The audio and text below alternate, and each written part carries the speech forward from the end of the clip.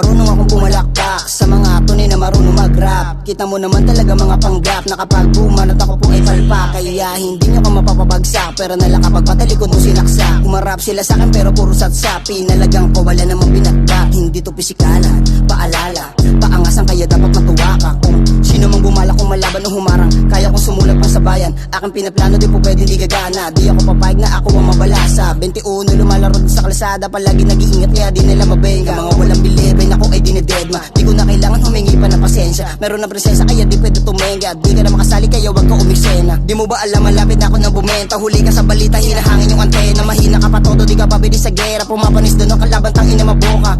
Boka ka pala, pilingero wala namang masama.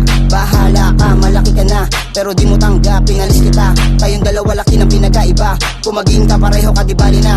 Super saiyan ako malakas na kumbaga, samantalang ikaw ay pinapasusupa.